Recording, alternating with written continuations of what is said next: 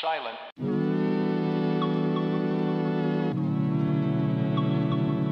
Bismillahirrahmanirrahim. Assalamualaikum warahmatullahi wabarakatuh. Waalaikumsalam warahmatullahi wabarakatuh. Jadi untuk sesi kali ini peraturan utamanya semua audio selain narsum yang nanti akan menjelaskan materi harus di-mute, sedangkan video dimohon untuk di-on-kan. Kemudian singkat saja kenapa sih kita ini penting mengetahui seputar plagiarisme dan similarity ini, karena kita sebagai mahasiswa khususnya seringkali kita mendapatkan tugas-tugas untuk membuat karya tulis ilmiah dan tugas akhir kita itu berupa skripsi, itu kita harus benar-benar menjaga itu semua dari plagiarisme. Jadi sesi kali ini sangat penting karena pengalaman saya pribadi beberapa tahun yang lalu juga yang mungkin awalnya tidak aware terhadap hal ini menjadi sangat aware karena melihat semakin berkembangnya zaman, teknologi saat ini tentunya karya tulis ilmiah kita itu bisa diakses oleh banyak orang, sehingga apabila ditemukan plagiarisme dan sejenisnya, kita akan bisa dituntut oleh orang yang bersangkutan seperti itu. Untuk menghemat waktu, saya langsung bacakan profil singkat materi pertama, yaitu Mbak Rifda Jilan Syahidah, yang sudah bergabung bersama kita. Beliau ini alumni Universitas Indonesia, jurusan Ilmu Perpustakaan. Judul skripsinya waktu itu Representation of Public Library as Children's Recreation Place in Escape from Mr. Lemoncello's Library Novel. Nah, di mana dengan begitu banyak pengalaman Mbak Rifda, sampai saat ini, sejak 2015 beliau bekerja sebagai pustakawan di Perpustakaan Universitas Al-Azhar Indonesia. Mungkin untuk menghemat waktu bisa langsung saja untuk pemateri pertama, Mbak Rifda, dipersilahkan. Assalamualaikum warahmatullahi wabarakatuh. Waalaikumsalam warahmatullahi wabarakatuh. Saya, apa kabar teman-teman? Mohon maaf sebelumnya tadi agak terlambat datangnya. Semoga semuanya sehat. Di sesi kali ini sebenarnya kemarin diminta sama Bu Iin untuk sharing sih ya, bukan untuk kuliah umum namanya. Mungkin kalau untuk nanti materi yang lebih ke akademiknya Bu Hadijah lebih paham. Tapi sebagai pustakawan mungkin cuma mau sharing dikit aja sebenarnya apa itu plagiarisme dan hal-hal apa yang harus dihindari supaya teman-teman jangan sampai. Mungkin langsung saya agak share screen dulu. Definisi plagiarisme itu apa sih? Jadi untuk definisi dari plagiat itu sendiri, di sini sudah saya coba beri warna merah ya, bahwa plagiat ini menurut Peraturan Menteri Pendidikan RI nomor 17 tahun 2010, plagiat adalah perbuatan sengaja atau tidak disengaja.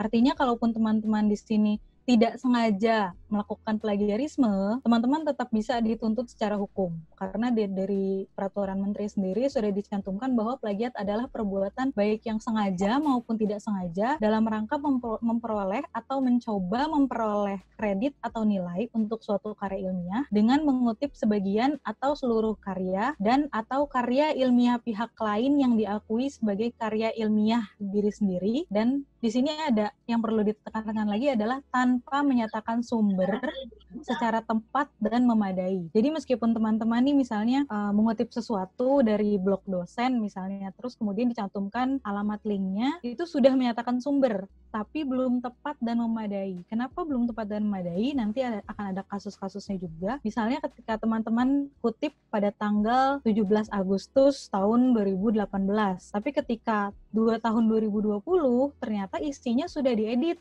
oleh si pemilik blog misalnya. Tapi ketika nanti di tracing, ketika sudah dilacak, kok nggak ada apa yang kalian kutip, itu juga bisa menjadi kasus juga. Jadi harus secara tepat dan memadai. Cantumkan kalian mengambil sumber itu pada tanggal berapa, kapan, di mana, dan sebagainya. Sedangkan secara sederhananya, dalam Kamus Besar Bahasa Indonesia diartikan plagiat ini adalah pengambilan karangan orang lain dan menjadikannya seolah-olah menjadi karangan milik sendiri. Nah, jenis-jenisnya apa saja? Ini yang pertama ada word for word plagiarism. Jadi ada yang pertama ini ada plagiat dari kata per kata. Jadi benar-benar plug, tinggal copy paste kalimatnya, itu disebutnya word for word plagiarism. Nah, itu plagiarisme yang mungkin kebanyakan kita sudah tahu ya bentuk plagiarisme seperti itu. Banyak yang melakukan itu tidak cuma dalam ranah akademik saja, tapi juga misalnya dalam ranah-ranah lain, misalnya untuk artikel-artikel hiburan, artikel-artikel banyak yang mungkin teman-teman ada yang pernah coba jadi copywriter di mana, surat kabar online misalnya, itu banyak sekali ditemukan word for word plagiarism. Kemudian ada juga plagiarism of source. Jadi yang diplagiat adalah sumbernya. Bentuknya seperti apa? Misalnya teman-teman menemukan jenis-jenis plagiarisme di internet, tapi tidak tahu sumbernya dari mana. Nah, sekedar untuk memunculkan kata sitasi, memunculkan ada tahun sekian dibuat oleh sekian. Nah, kemudian teman-teman cantumkan ini diambil dari bukunya Sugiono misalnya. Padahal bukan tulisannya Pak Sugiono misal, atau bukan dari buku, teman-teman bilang, oh ini ada buku nih judulnya bentuk plagiarisme, terus kemudian dicocok logi aja nih, ngambil dari internet, oh ini ngambil dari buku ini gitu. Padahal sebenarnya di buku itu tidak ada konten seperti itu. Itu juga disebut plagiarism of source. Kemudian ada juga plagiarism of authorship. Jadi teman-teman mengkreditkan konten kepada pengarang yang tidak seharusnya. Jadi mungkin karena mau sidang, kemudian buku yang kalian punya cuma bukunya Pak Sulistyo misalnya, akhirnya ditulis bahwa pembagian jenis-jenis plagiarisme ini menurut Pak Sulistyo. Padahal sebenarnya pembagian yang kalian gunakan itu menggunakan pembagian jenis plagiarisme menurut Ibu Hadijah misal, seperti itu. Kemudian yang terakhir, ini adalah self-plagiarism. Nah, ini berbeda dibandingkan 3 yang atas, karena kalau yang 3 yang atas itu kan bisa dituntut secara hukum. Bisa misalnya pun kalian sudah lulus, nanti bisa dicabut gelarnya misalnya. Tapi kalau self-plagiarism itu seperti puasa ya, urusannya cuma diri pribadi dan sama Allah Subhanahu wa Ta'ala. Tapi kenapa self-plagiarism ini juga perlu untuk diperhatikan? Karena misalnya ketika teman-teman sudah mengirimkan satu artikel jurnal ke sebuah penerbit gitu, kemudian sudah terbit, nah tapi teman-teman ini masih mau punya tambahan terbitan jurnal gitu. Akhirnya teman-teman memodifikasi konten yang sama, hanya diubah-ubah beberapa kalimat, kemudian dikirim lagi ke jurnal lain. Itu disebut self-plagiarism. Memang nggak mungkin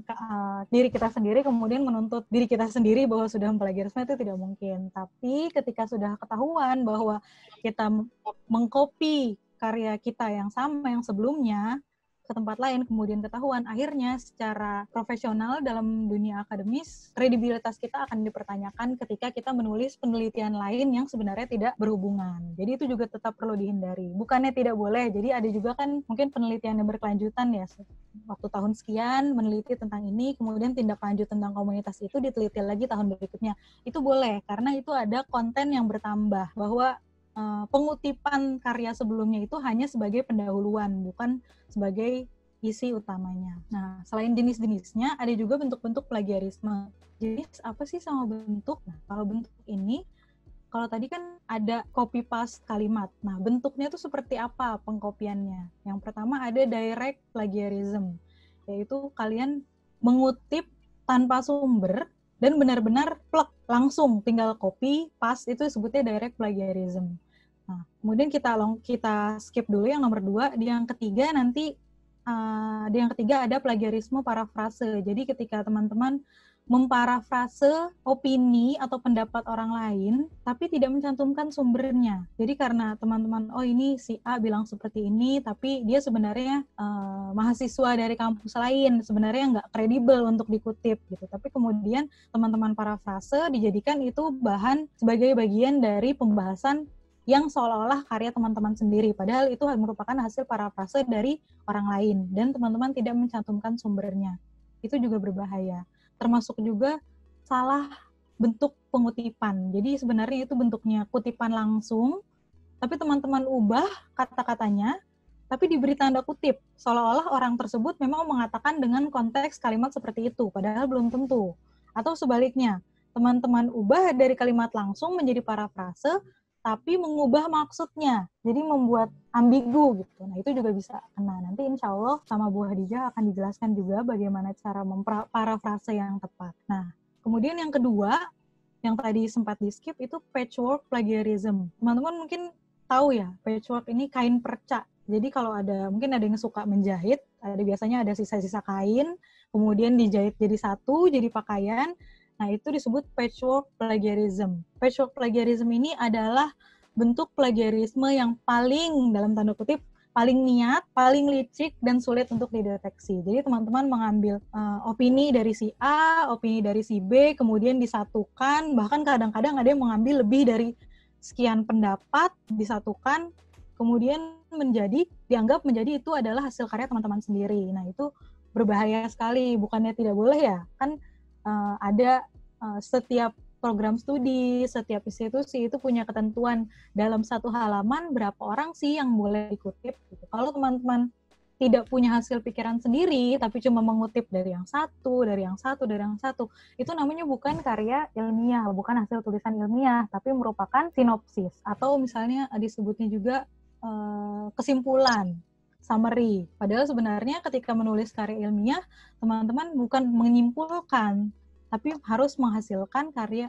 pengetahuan baru. Nah, ini dari Australian National University, malah kalau di sana lebih ketat lagi, jadi nggak hanya tentang kalian salah mengambil sitasi misalnya, salah menggunakan format referensi, terus kemudian ada juga ini mengopi karya tanpa sitasi, ini disebut self-plagiarism, menggunakan karya yang sudah dibuat sebelumnya untuk assignment selanjutnya. Nah, ini ada juga nih, bekerja dengan teman lain untuk tugas yang sebenarnya sifatnya individu. Meskipun tidak ketahuan ya, sebenarnya kan ini teman-teman berarti menggunakan hasil pikiran orang lain dan tidak mencantumkan kredit orang itu. Nah, ini kasus yang dua ini benar-benar ada. Jadi membeli karya orang lain atau membayar seseorang untuk melakukan karya kalian. Nah, itu semoga di UI nggak ada ya. Tapi saya tahu ada beberapa tempat yang memang menyediakan jasa pembuatan skripsi. Nah, itu juga nanti ketika ketahuan itu akan bisa dicabut gelarnya. Nah, ini untuk sanksi-sanksinya apa sih gitu. Kalau misalnya teman-teman mungkin ngerasanya selama nggak ada yang tahu ya udah aman gitu. Nah, tapi kalau misalnya sudah lulus terus kemudian ketahuan plagiarisme, nah itu teman-teman masih bisa dicabut gelarnya. Jadi misalnya menurut Peraturan Menteri Pendidikan RI nomor 17 tahun 2010 ini, untuk tahap pertama mungkin ada teguran, kemudian ada peringatan tertulis, ada penundaan pemberian sebagian hak mahasiswa, pembatalan nilai, pemberhentian dengan hormat dari status mahasiswa, tapi juga bisa pemberhentian tidak dengan hormat dari status mahasiswa, dan yang terakhir pembatalan ijazah apabila telah lulus dari proses pendidikan. Jadi itu nanti adalah wewenang dari institusi pendidikan terkait. Kemudian menurut Undang-Undang Nomor 20 Tahun 2003, Pasal 25 dinyatakan bahwa lulusan perguruan tinggi yang karya ilmiahnya digunakan untuk memperoleh gelar akademik, profesi, atau vokasi terbukti merupakan jiplakan dicabut gelarnya. Jadi pencabutan gelar itu diizinkan secara hukum. Kemudian lulusan yang karya ilmiahnya digunakan untuk mendapatkan gelar sebagaimana dimaksud pasal sebelumnya terbukti merupakan jiplakan bisa dipidana paling lama 2 tahun, itu paling lama 2 tahun, ya kalau itu saja, tapi kemudian kredibilitas juga sudah hancur. Kemudian dan atau pidana denda paling banyak 200 juta rupiah. Nah, sampai di situ sudah cukup mengerikan, tapi ternyata ada pasal penjelas lagi, ada 2 macam sanksi akademis. Tapi meskipun jika telah dijatuhkan satu sanksi akademis, orang yang melakukan plagiat masih bisa dituntut di muka pengadilan. Jadi kalau misalnya, nauzubillah teman-teman sudah dipidana denda atau dipenjara, tapi si orang yang diplagiat ini masih belum ikhlas, kalian bisa dituntut lagi di muka pengadilan. Jadi semoga tindakan plagiarisme ini tidak diambil enteng, karena bukan cuma sanksi sosial saja, tapi juga ada sanksi-sanksi hukumnya juga. Nah, yang tadi itu ancamannya bukan sekedar teori saja, karena ada beberapa kasus, ini beberapa kasus yang cukup terkenal di kalangan akademisi.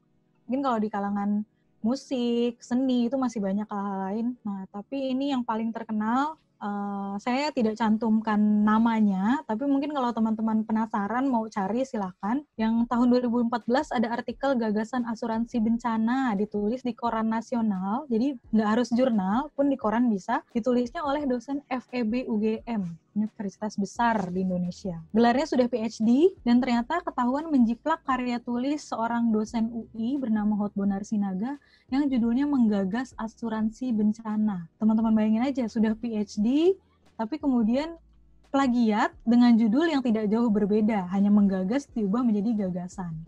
Kemudian di tahun 2011 ada juga karya tulis Rektor Universitas Kristen Maranatha Bandung menjiplak skripsi mahasiswi milik Andini Dwi Kenia Anjani. Jadi teman-teman, meskipun kita semua tahu bahwa seorang dosen itu harus dihormati, seorang rektor harus dihormati, tapi mohon teman-teman juga sayangi karya milik sendiri. Jadi ketika misalnya nanti mau menulis jurnal bersama dosen, nanti perlu nih diperjelas siapa yang menjadi penulis pertama, siapa yang menjadi penulis kedua. Karena kasus 2011 ini cukup besar, karena ada banyak sekali dosen di sana yang istilahnya ada kenaikan golongan JJA yang di pending karena pihak dari Kemenristek-Dikti ini meneliti dulu seberapa banyak karya tulisnya rektor tersebut yang mengutip atau menjiplak karya milik mahasiswanya. Jadi bayangkan itu golongannya sudah berapa sampai rektor, tapi kemudian ternyata banyak banget karya-karya beliau yang menjiplak milik mahasiswa.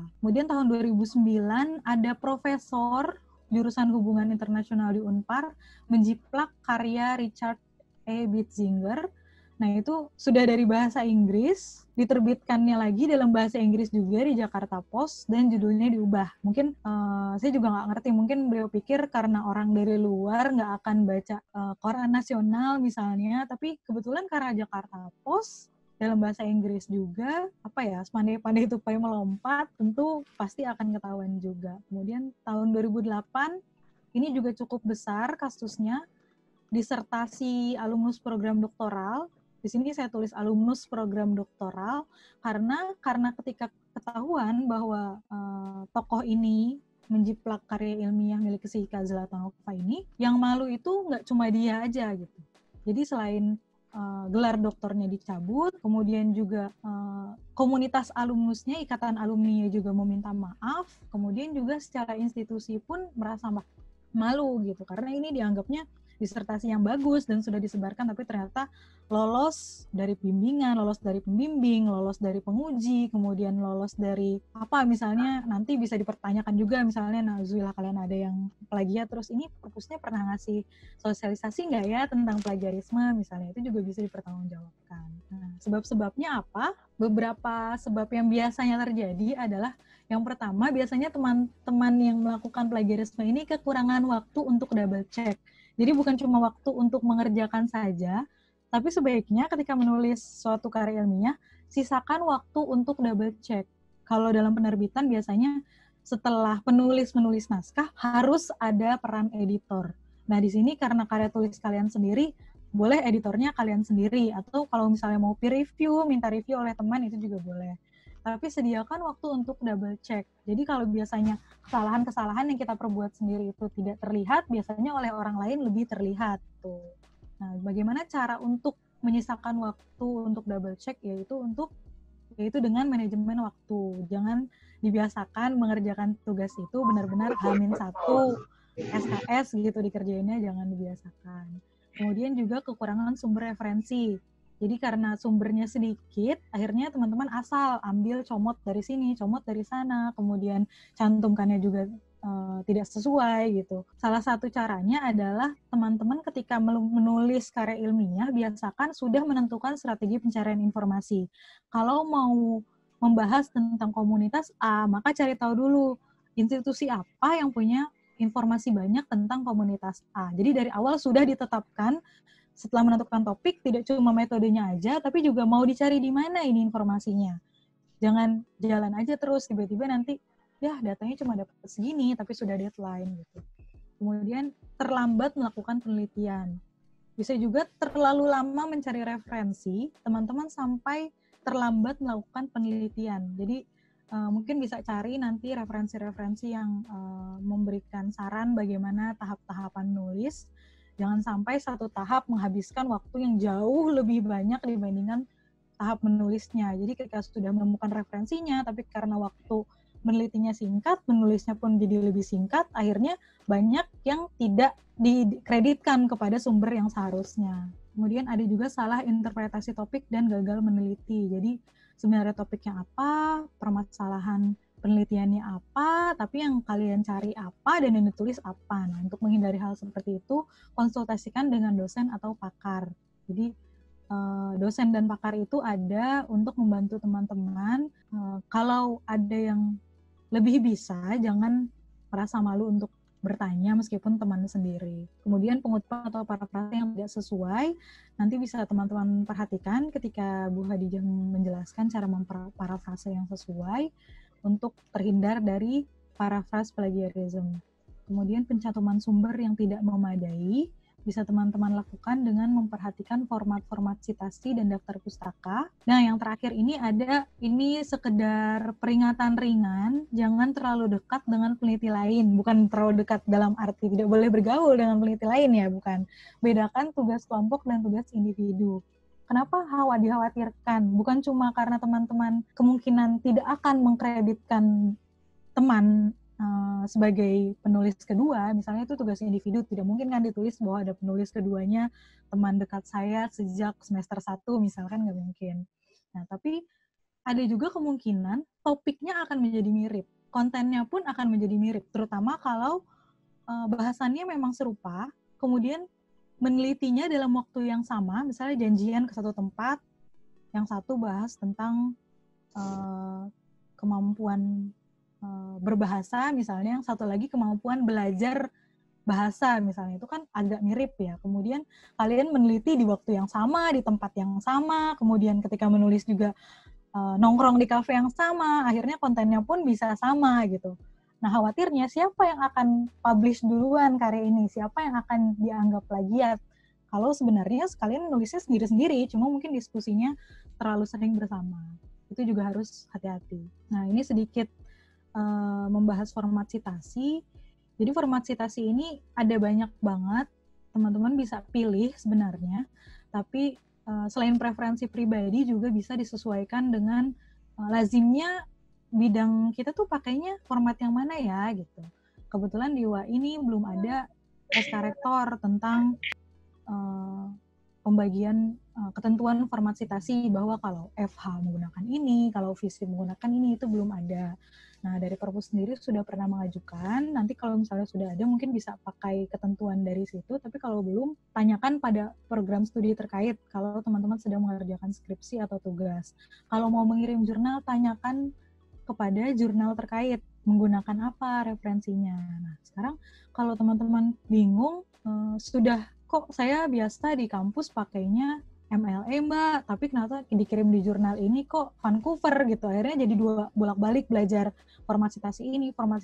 Nah, itu salah satu caranya kalian bisa pakai aplikasi yang namanya Mendeley. Kalau kemarin ada yang ikut webinar Perpus juga itu, kalau dari Mendeley selama kalian sudah catat sumber-sumbernya, ketika ekstrak daftar pustaka itu tinggal klik aja, tinggal pilih mau pakai format yang mana. Jadi jangan sampai teknis-teknis seperti ini yang bisa membuat teman-teman dianggap plagiat itu menghabiskan waktu yang seharusnya bisa digunakan untuk hal lain, misalnya untuk double check atau untuk edit typo misalnya. Nah, mungkin sebelum diselesaikan, ada sedikit permintaan juga dari Bu Iin tadi untuk membahas seberapa sih batasan-batasan yang diperbolehkan dalam melakukan plagiat, baik internal di UI maupun eksternal di luar. Sebenarnya gini, yang harus teman-teman perhatikan itu, plagiat sesedikit apapun, meskipun cuma 1%, itu tetap disebut plagiat. Nah, masalahnya lolosnya itu berapa persen gitu. Nah, mungkin teman-teman pernah dengar ada tools untuk cek plagiarism seperti Turnitin misalnya. Tapi yang perlu diperhatikan adalah tools seperti itu bukan mengecek plagiarisme, tapi mengecek similarity. Jadi namanya mesin, mereka cuma bisa cek kesamaan. Jadi untuk mengecek apakah itu benar plagiat atau tidak, itu tetap harus ada campur tangan manusia. Jadi ketika biasanya misalnya contoh kalau di UNJ kalau nggak salah 40%, kalau di UI belum ada ya ketentuan yang general kalau nggak salah.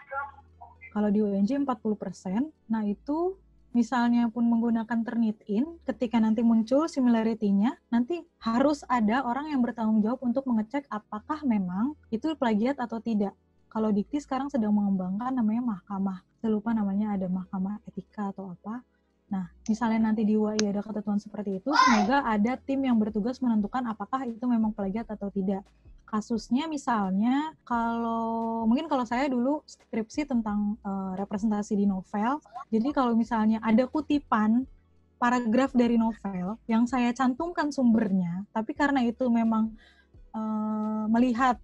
menganalisis alur, kemudian kata-katanya, bisa jadi itu lebih dari 40%. Tapi apakah itu plagiat? Belum tentu. Kasus lainnya juga misalnya kebanyakan di ranah hukum, banyak sekali artikel yang menggunakan undang-undang, dan undang-undang itu tidak bisa diparafrase. Justru teman-teman bisa dituntut kalau memparafrase undang-undang. Nah, untuk kasus-kasus seperti itu, Turnitin atau tools-tools pengecekan similarity yang lain itu tidak punya hak untuk menentukan apakah itu plagiarisme atau tidak. Jadi sebelum ditentukan di UA ini, berapa persen similarity yang diperbolehkan, yang penting teman-teman hindari dulu hal-hal yang bisa dianggap plagiarisme. Pun ketika nanti dianggap, oh ini similar sekian persen gitu. Sebelum dibawa ke ranah hukum, tentu kasusnya akan dibahas oleh pakar yang mengerti plagiarisme itu seperti apa, kemudian batasannya seperti apa, apakah ini teman-teman mengutip dengan baik atau tidak, mengkreditkan sumber atau tidak. Nah, kalau misalnya sudah dicek, oh dia similarnya lebih dari 60%, tapi ternyata memang mengkritisi undang-undang. Nah, hal seperti itu kan juga akan menjadi pertimbangan sebelum kemudian benar-benar dibawa ke persidangan. Mungkin dari saya sekian dulu. Kalau nanti bisa ada pertanyaan juga boleh. Saya kembalikan kepada moderator. Terima kasih. Assalamualaikum warahmatullahi wabarakatuh. Terima kasih Mbak Rizka atas penjelasannya. Mungkin untuk pertanyaan, kita buka 2 pertanyaan untuk sesi pertama. Persilakan jika yang mau bertanya. Perkenalkan nama dan angkatan berapa. Iya, kemungkinan juga kan tadi sudah ada bergabung sama kita prodi lain di FIB yang sedang menulis Karifda. Jadinya bisa jadi boleh juga bertanya ya teman-teman dari prodi lain, silahkan. Ya, kalau suruh bertanya nih anteng ya. Masya Allah. Mudah-mudahan antengnya paham ya. Terus terang tadi menarik sekali karena memang terus kalau boleh jujur Mbak Rifda, prodi Arab itu memang sedang menemukan beberapa kasus ya yang diduga plagiarisme gitu di kalangan mahasiswa kita, mulai dari plagiarisme yang dilakukan tugas-tugas formatif atau ujian gitu yang memang take home atau paper. Nah, kita miris banget sampai ada yang sudah beberapa kena hukuman internal gitu kan. Nah, justru inilah kesempatan teman-teman untuk memahami dengan baik gitu ya. Tadi kan sengaja tidak sengaja kata Mbak Rifda itu ya tetap aja plagiarisme itu misalkan kan salah gitu kan. Kemudian tadi yang lebih menarik lagi adalah tips atau triknya supaya terjauh dari kondisi seperti itu adalah tidak belajar tidak berdekatan dengan teman yang memang mengerjakan tugas yang sama ya. Gitu ya Mbak Rifda. Nah, saya bisa pikir jadi tidak sengaja ya Bu. Nah, iya, saya pikir itu yang sedikit banyaknya sedang terjadi nih di mahasiswa kita. Tugasnya sama Kak Rifda gitu. Jadi yang menemukannya adalah dosennya kan gitu. Nah, sudah ditabayun, sudah mintai keterangannya. Ya satu ngaku nggak sengaja, satunya lagi juga nggak tahu gitu ya. Allah alam nih yang taunya mereka berdua dan Tuhan jadinya. Nah, tapi tetap dengan seperti itu kan tidak selalu kita tuh ditolerir gitu ya, akan panjang kalau alasannya itu tidak tahu gitu ya, tidak sengaja ya, nggak ada kesadaran gitu nantinya gitu. Makanya teman-teman mohon tadi bagus banget tips-tipsnya, mungkin ini juga nanti bisa kami share ke mahasiswa ya PPT-nya ya Mbak ya, biar bisa dilihat supaya lebih detail, lebih hati-hati, apalagi nanti Bu Hadijah juga akan melihatkan ke kita contoh-contohnya yang secara praktis biasanya kita temukan dalam menulis. Yuk, jadi saya nih yang curhat sama Mbak Rifda nih. Mana nih, ayo teman-teman, ada Bu Zakiatul Mardiah juga loh sama kita, ada Pak Faisal, ada Pak Fazlur Rahman gitu ya. Ini halo Bu Jaki. Dukungan dosen-dosen prodi Arab nih bergabung supaya teman-teman mahasiswa semangat gitu ya menulis. Yuk silahkan. Halo, assalamualaikum. Ya halo. Boleh nanya nggak? Dosen boleh nanya nggak? Ya. Boleh. Sama Mbak Rifda yang nanyanya Bu. Soalnya masih saya nggak ada yang mau nanya, saya aja boleh. Emang unik mahasiswa kita tanya. Yuk Bu ini aja. Bu Zaki yang nanya dulu. Oke, mohon maaf ya mahasiswa saya mendahului. Saya cuma mau tanya sedikit Mbak Rifda. Itu kan plagiarisme tadi sudah disebutkan ada jenisnya, ada bentuknya. Kalau plagiarisme ide termasuk enggak? Plagiarisme ide. Jadi misal ya, saya kasih contoh skripsi mahasiswa di bahasa Arab itu misalnya topiknya tentang dalam domestik itu ada yang disebut dengan alih kode. Jadi alih kode itu peralihan bahasa. Itu keren banget. Ada beberapa mahasiswa gitu, tadinya cuma satu mahasiswa yang ngambil topik alih kode. Kemudian akhirnya ada mahasiswa lainnya juga ngambil topik alih kode. Jadi idenya sama tentang alih kode, tapi kemudian objek penelitiannya berbeda. Sehingga bahasannya juga berbeda. Jadi misalnya alih kode pada santri di pesantren Bontor, alih kode pada dosen native speaker Arab, alih kode pada guru tahfiz di pesantren Hifzul Quran. Jadi lokasi penelitiannya yang dibedakan. Objeknya juga, respondennya juga berbeda. Kan? Tapi semua topik utamanya kayunya adalah alih kode. Sehingga ketika membahas di latar belakang itu ada kemiripan. Ketika membahas di teori, karena teorinya pasti itu. Ketika membahas di tinjauan pustaka ada kesamaan. Ya. Itu gimana komentarnya Mbak Rizka? Terima kasih. Ya, terima kasih Ibu. Itu memang sering terjadi ya. Saya juga kan kalau di perpus waktu mengolah skripsi biasanya cukup terlihat sih biasanya di prodi ini sedang tren membahas ini, sedang tren menggunakan metode seperti ini gitu. Mungkin kalau dari saya, mungkin nanti kalau dari Ibu Hadijah mungkin ada pendapat juga, atau dari Ibu atau Bapak dosen yang lain. Kalau menurut saya untuk ide ranahnya ini kan hal yang abstrak ya. Artinya kita tidak bisa menilai. Kalau dalam ranah ibadah mungkin kita tidak bisa menilai niat seseorang gitu. Yeah. Kalau untuk ide ini kan bentuknya abstrak. Ada yang bilang bahwa di bawah langit yang sama itu sudah tidak ada apapun yang sifatnya orisinil. Ada yang bilang seperti itu. Sasrawan banget sih. Iya, misalnya seperti itu. Tapi ketika kalau yang dari yang saya tangkap, dari yang saya pahami ketika alih kode itu menjadi dalam tanda kutip favorit mahasiswa untuk bahas, justru itu nanti bisa jadi tren penelitian, Ibu. Jadi kalau mungkin kalau secara manual, kalau saya ketika mengolah skripsi, kadang suka ada dosen yang tanya, Mbak, yang mahasiswa itu yang udah banyak apa sih, yang belum banyak apa, supaya untuk dikonsultasikan ke bimbingannya untuk mengambil yang jarang diambil saja gitu. Tapi juga untuk kasus tools-tools lain seperti misalnya Scopus itu kan juga mereka indexing, Sinta juga indexing tren penelitian yang sedang ada gitu. Kalau memang trennya itu sebenarnya seperti pedang bermata dua ya Bu. Jadi kayak sebenarnya itu bisa menjadi tren. Artinya kalau misalnya Indonesia punya banyak karya ilmiah tentang alih kode, mungkin suatu saat bisa ada yang membuat alih kode di daerah Jawa Barat dengan mengambil petakan gitu ya. Iya, untuk jadi langsung ada pemetaan gitu. Nah, itu justru kalau dimanfaatkan dengan baik itu bisa membuat bidang ilmu atau cabang ilmu yang baru justru.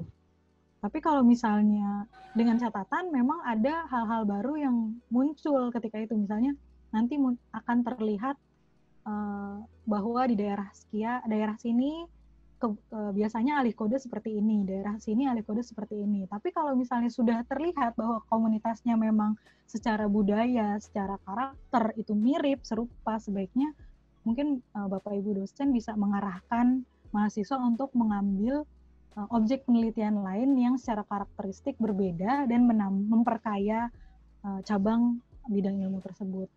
Ini juga mirip seperti kasus, kenapa sih saya sering ada yang tanya, kenapa sih plagiat tidak sengaja itu bisa dituntut secara hukum? Karena memang dalam kasus plagiarisme ini, selain sanksi sosial untuk sanksi hukum, di pengadilan ini nggak bisa orang ditentukan tidak bersalah hanya karena tidak sengaja. Misalnya dia mau melakukan tindakan kriminal, seperti misalnya pembunuhan berencana atau tidak berencana. Tidak berencana pun bisa dikenakan hukum.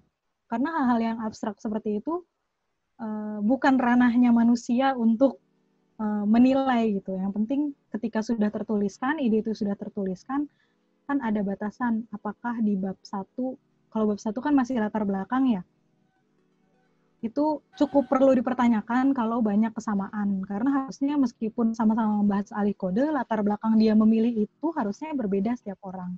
Tapi kalau untuk di bab 2 mungkin ada beberapa kelonggaran, misalnya dibatasi, boleh mengutip sumber yang sama dengan panutan skripsinya, misalnya seberapa banyak. Itu mungkin harus didiskusikan dengan dosen-dosen yang lain supaya di prodi ada ketentuan tersendiri bahwa ada batasan seperti ini loh. Dalam satu halaman cuma boleh mengutip sekian loh. Gitu. Kemudian yang boleh dikutip cuma penelitian terbaru loh, 3 tahun terakhir misalnya seperti itu. Itu Bu, semoga menjawab Bu. Komentar lagi boleh? Ya, benar-benar keren banget deh. Pertanyaannya keren, jawabannya lebih keren juga tuh Bu Zaki. Terima kasih banyak ya Mbak Rifda. Sama-sama Bu. Cuma maksud saya gini, masalah di teori gitu ya. Di teori itu misalnya di alif kode itu biasanya ngambilnya dari J.A. Fishman. Itu tuh di kodnya alif kode misalnya. Jadi sehingga semua skripsi alif kode pasti ada J.A. Fishman. Iya. Walaupun mungkin yang diperlukan mahasiswa adalah kepiawaian mahasiswa, keahlian mahasiswa untuk mengutip kutipan itu dengan menggunakan bahasa mereka sendiri, sehingga ketika disampaikan walaupun judulnya sama, yang muncul di tulisan bab teori itu rangkaian kata-katanya menjadi berbeda. Mungkin seperti itu kan? Iya, itu juga harus diperhatikan. Jadi mungkin teorinya satu, itu gitu, ya, jadi pokoknya itu, tapi ketika disampaikan dalam halaman-halaman di bab teori, bahasanya mungkin berbeda, karena semua skripsi itu yang mengambil kode pasti akan mengutip si J.A. Fishman misalnya. Dan satu lagi, kalau kayak gitu statusnya plagiat kah gitu. Seandainya tuh ada skripsi itu ya, terus pembimbingnya saya, alif kode pembimbingnya saya semua gitu ya. So one day saya jadi profesor, diteliti sama Kemenristek Dikti, wah ini pembimbingnya Bu Zakia semua, ternyata di antara semua tulisan tentang skripsi ada 10 skripsi tentang alif kode di bab 2 rangka teori, itu 10 skripsi itu sama, J.A. Fishman semua. Dan jadi profesor deh gue gitu misalnya. Kayak gitu gak sih? Sebenarnya dalam setiap bidang pasti ada yang jadi teori yang prinsipal, baik itu di ekonomi, kemudian misalnya kalau etika biasanya Burton gitu misalnya. Kalau misalnya pasti ada orang-orang yang menjadi tolak referensi gitu, menjadi patokan ketika menulis karya ilmiah gitu. Tapi mungkin yang harus dihimbau, kalau saran saya yang dihimbau oleh Bapak dan Ibu dosen, meskipun menggunakan teori yang sama satu, tapi pastikan bahwa mahasiswa juga membaca bahan-bahan referensi lain yang terbaru. Jadi ketika ahli kode nih mungkin Bapak ahli kode si A gitu, tapi kemudian kan banyak orang yang kemudian memfokuskan diri di bidang itu juga menulis tentang ahli kode gitu. Akhirnya jadi perlu tetap harus ada referensi-referensi lain supaya itu yang menjadi varian. Jadi meskipun ada teori yang sering dipakai satu, tapi ada varian lain yang dipakai gitu. Supaya dan saya rasa sih kalau misalnya amin ya Bu Ibu jadi profesor gitu, terus kemudian sudah dikenal oleh Dikti. Amin. Insya Allah dari Dikti pun ada yang mengerti Bu tentang plagiarisme. Jadi kemarin itu salah satu saya pernah ikut acara Dikti, di sana ada wacana untuk membuat yang tadi mahkamah tentang etika itu mereka mau termasuk juga Sinta, kemudian juga kami diminta nanti skripsi bentuknya soft file, nanti di-upload di print, mereka indeks segala macam. Itu juga untuk mencari plagiarisme. Nah, ada kasus seorang profesor, ini dia waktu lagi trial tools tersebut, dia kena banyak banget Bu, karena ketika dia menuliskan karya ilmiah, itu belum zamannya internet. Kalau saya di bidang saya di ilmu perpustakaan ada yang namanya Profesor Sulistyo Basuki. Itu semua pengantar ilmu perpustakaan pakai punya beliau. Tapi beliau mengerjakan itu dari masih mesin tik. Saya nggak tahu profesor yang dimaksud oleh Dikti ini siapa, tapi profesor ini ketika karya ilmiahnya yang lama-lama ini di-upload, dia kena banyak banget similarity. Nah, tapi dia nggak bisa langsung dihakimi bahwa dia itu plagiat, karena ternyata banyak mahasiswa yang mengambil referensi dari karya beliau, karena beliau merupakan salah satu pionir dalam bidang tersebut gitu. Akhirnya terakhir sih ada wacana untuk buat kebijakan bahwa dari tahun sekian ke belakang sebelum tools itu digunakan mau diputihkan, tapi saya kurang tahu juga sekarang akhirnya mau seperti apa. Tapi ada wacana bahwa akan diputihkan karena kasihan juga profesor dan guru besar yang sudah lama menjadi patokan mahasiswa gitu. Terus kemudian tiba-tiba, Pak, Bapak nih plagiat gitu kan kurang sopan ya. Iya, mahasiswanya yang kurang sopan ya. Iya. Sementara menurut beliau justru itu justru dia merasa tersanjung karena ternyata karya dia dikutip sekian banyak oleh mahasiswa gitu. Benar. Gitu. Terima kasih Mbak Rizka. Iya, Bu Zaki nanyanya gantian dulu. Silakan mahasiswa, mohon maaf ya, jadi ngabisin waktu, punten. Mohon maaf lahir dan batin. Tapi memang kalau nggak dimulai sama kita nih, aduh, jangan kalem-kalem bukan pada tempatnya ya, kalemnya nanti di tempat lain. Ya, sekarang harus kritis sedikit.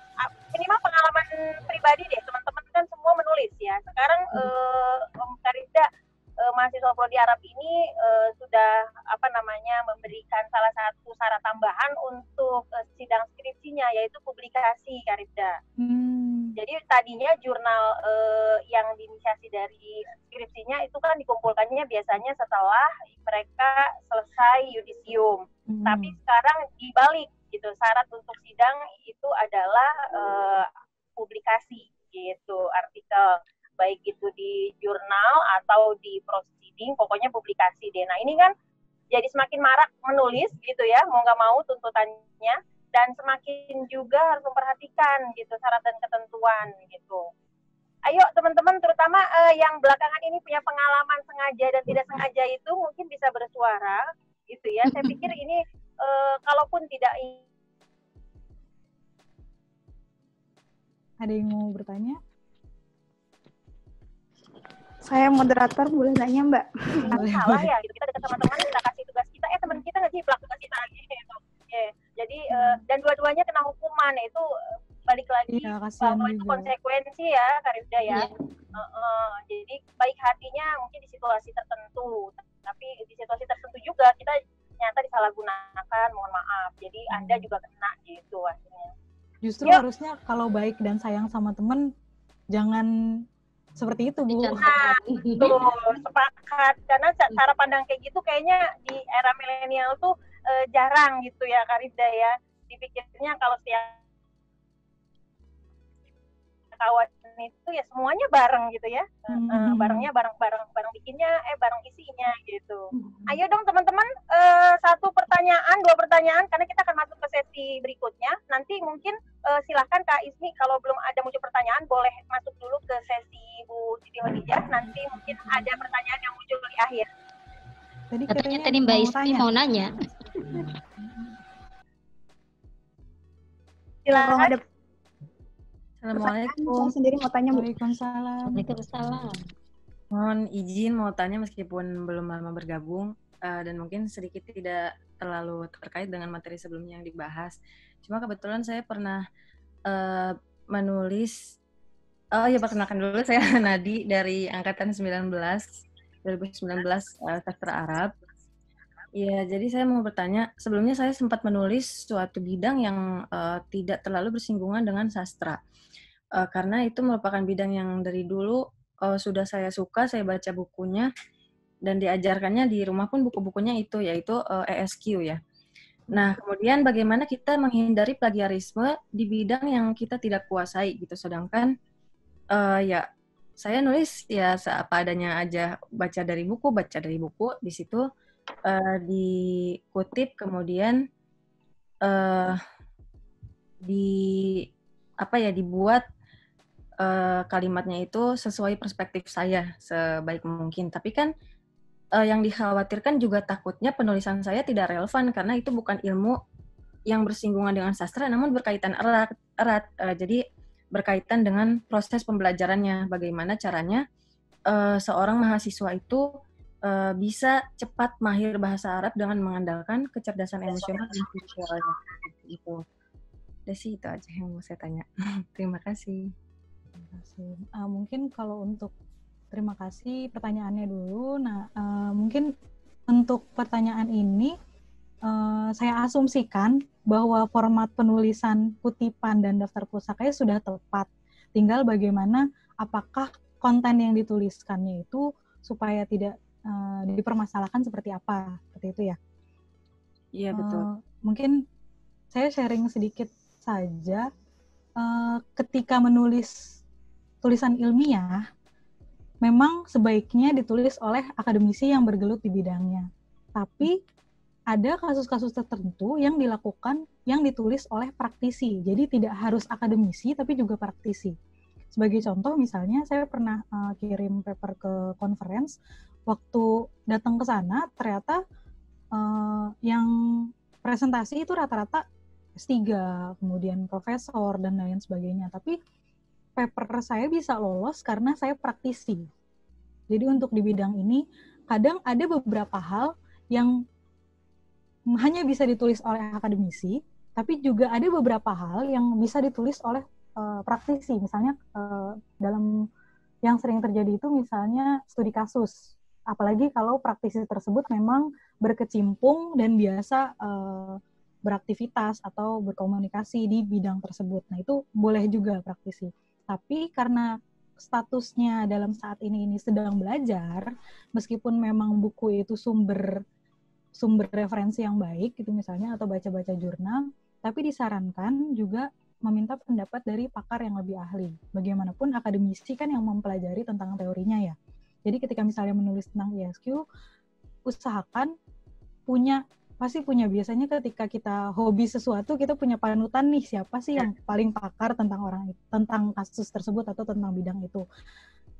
Approach aja, kontak orang tersebut gitu. Banyak kasus misalnya tidak cuma peer review, misalnya ada kenalan di komunitas ISQ, minta dibaca dong. Biasanya kalau dia punya pengetahuan lain yang sebelumnya kamu belum pernah baca, bisa dia kasih masukan. Atau akan lebih baik lagi, misalnya ada yang biasa memberikan materi ISQ, terus kemudian, Pak, saya menulis tentang ini, apakah Bapak mau nggak ya review gitu. Biasanya kalau orang yang memang dia itu punya minat dalam bidang tersebut, pasti nggak akan berkeberatan untuk baca karya tulis orang yang memang punya minat yang sama gitu. Jadi selain juga referensi, jangan malu untuk bertanya sama pakar. Terima kasih untuk jawabannya. Ada lagi? Mungkin sedikit menambahkan saja, tadi misalnya... Unmute dulu Kak Ismi. Ya. Iya, silakan Kak. Itu Kak Rida, lanjutkan. Oh iya, mau menambahkan sedikit kasus misalnya menulisnya itu, tadi kan ada ISQ dengan kaitannya dengan kemampuan bahasa Arab, misalnya ditulis dalam bentuk skripsi, terus kemudian mau diterbitkan di jurnal, mungkin mau peringatan sedikit saja ke teman-teman, untuk sekarang di UAI sih masih berusaha dibuat dasar hukumnya, jadi kalau nanti sudah diupload, saya pernah juga kirim artikel ke jurnal, tapi terus kemudian sudah masuk tahap editing, tapi ternyata pas menjelang publish, ternyata ada yang cek bahwa skripsi saya sebenarnya sudah bisa diakses di web perpusnya UI gitu. Akhirnya nggak bisa terbit gitu. Jadi kalau misalnya teman-teman mau ajukan ke jurnal, itu bisa kontak dulu, misalnya sudah lulus kemudian mau ajukan ke jurnal, bisa kontak ke perpus dulu untuk minta itu di take down dulu. Jangan sampai udah tinggal terbit terus nggak jadi terbit karena ternyata udah diterbitin di perpus gitu. Nah, nanti kalau misalnya sudah berlaku penyerahan skripsi secara soft file, insya Allah nanti ketika menyerahkan teman-teman juga akan mengisi konsen bahwa ini boleh dipublish, ini jangan dipublish dulu sampai 5 tahun ke depan, ini sedang saya ajukan ke sini dan hasilnya akan keluar pada tahun sekian, jadi setelah tahun segitu baru boleh dibuka seperti itu.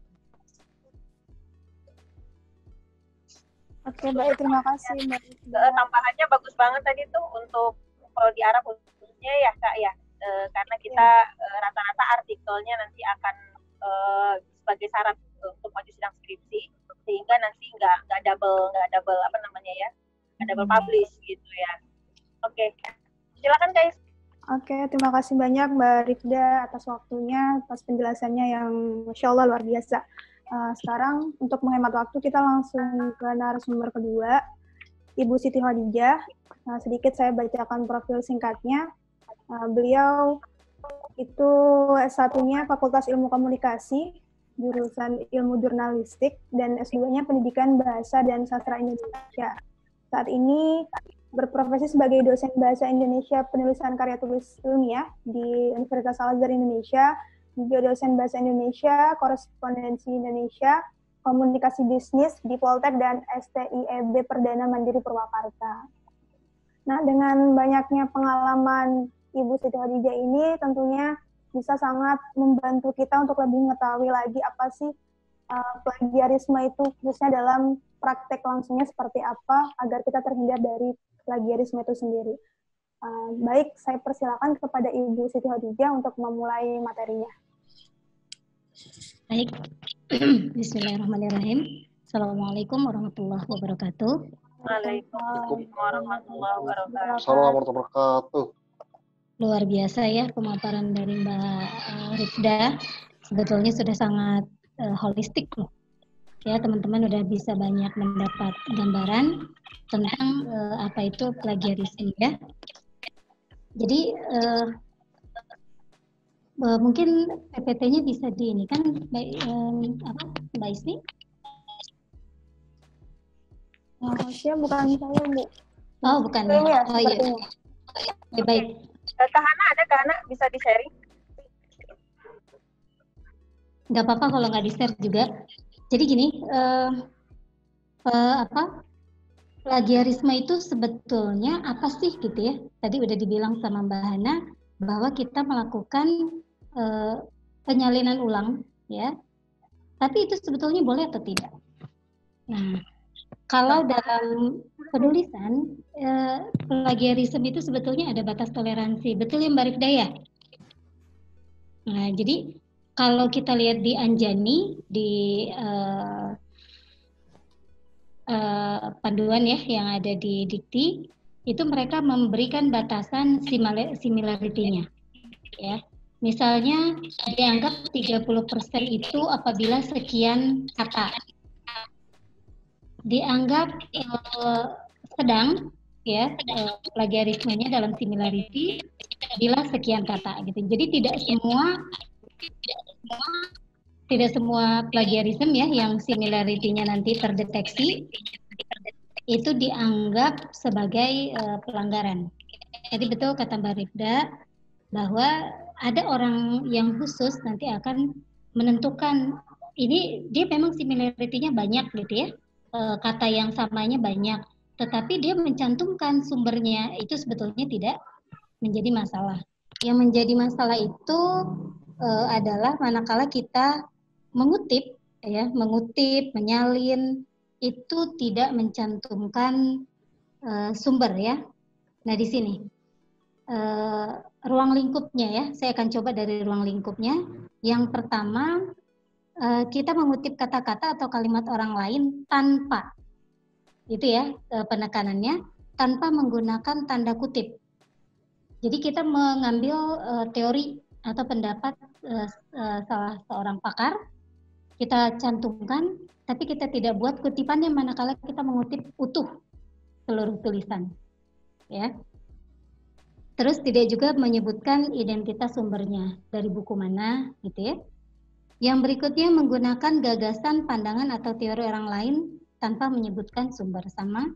Yang berikutnya menggunakan fakta, data, informasi milik orang lain tanpa menyebutkan identitas sumber. Berikutnya mengakui tulisan orang lain tanpa menyebutkan sumbernya. Mengakui tulisan orang lain sebagai tulisan kita. Terus melakukan parafrase tapi mengubah ide gitu.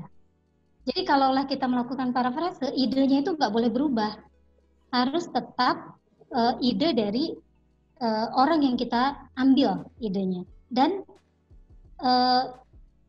penulisnya atau pemilik ide itu tetap harus kita cantumkan. Tadi Mbak Rifda udah bilang kalaupun kita melakukan parafrase gitu ya, penulisnya harus tetap kita cantumkan namanya, sumbernya juga harus dicantumkan, ya.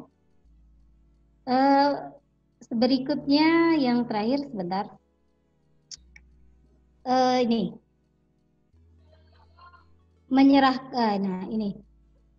menyerahkan satu karya ilmiah yang sudah dipublikasi gitu ya, seolah-olah sebagai karya kita sendiri. Jadi kita ngambil nih dari jurnal, misalnya dari Google Scholar kita ambil nih karya orang, kita ubah dikit-dikit gitu ya, lalu kita buat itu sebagai namanya pengarangnya kita, penulisnya kita. Nah itu termasuk kategori plagiarisme. Kita masuk ke contoh ya, Mbak Hana, bisa dicantumkan contohnya biar bisa dilihat, Mbak.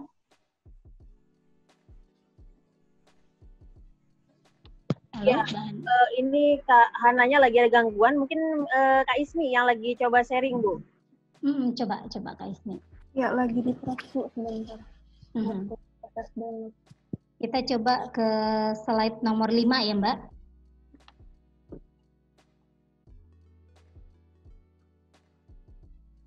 Jadi itulah kuncinya ya teman-teman sekalian. Jadi jangan takut, tuh kalau gitu saya bikin karya tulis gimana? Karena nggak ada yang orisinal lagi gitu. Semua itu kan mau bicara tentang komunikasi ada pakarnya. Mau bicara tentang bahasa ada pakarnya. Saya nulis apa gitu ya. Jadi jangan takut. Kata kuncinya itu yang penting kita mencantumkan narasumbernya. Mencantumkan dari mana kita kutip gitu ya. Itu akan aman sebetulnya. Gitu ya.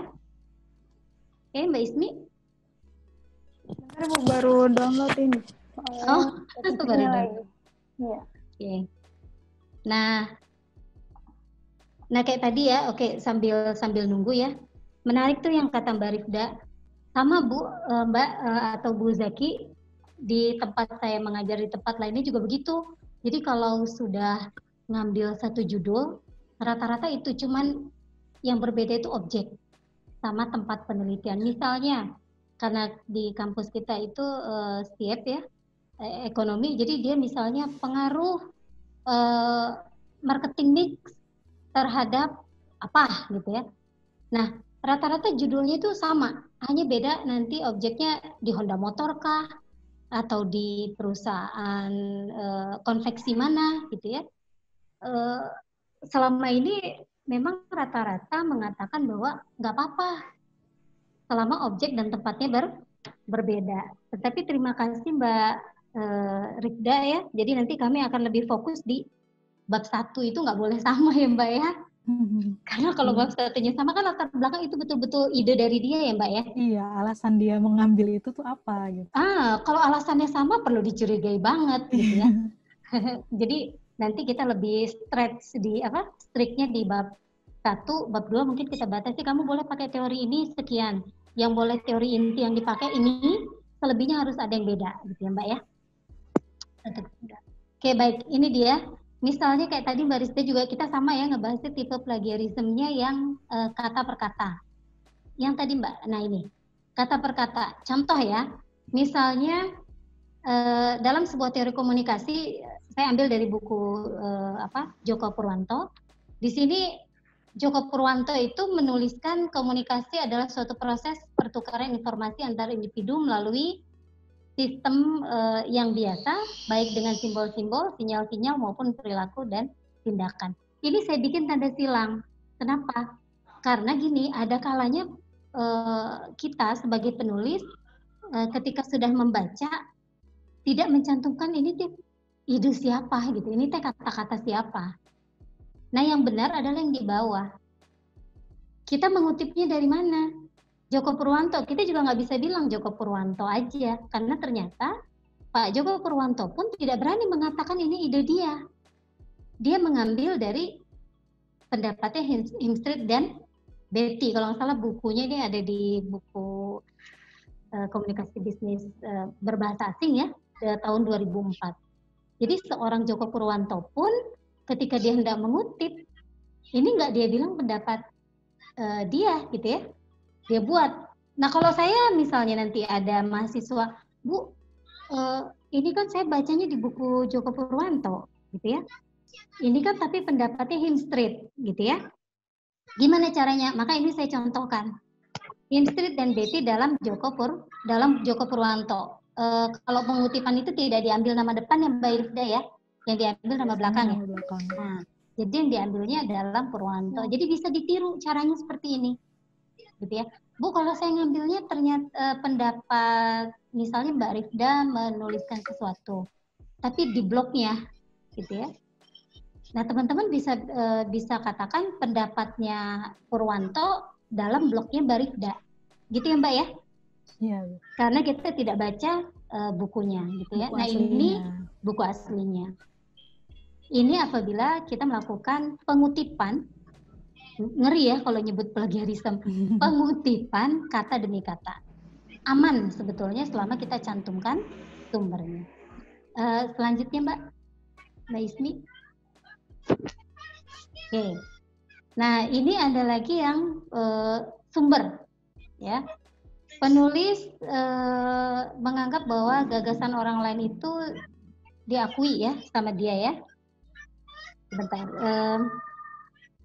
Kita ambil contoh di sini. Dia mau melakukan ceritanya.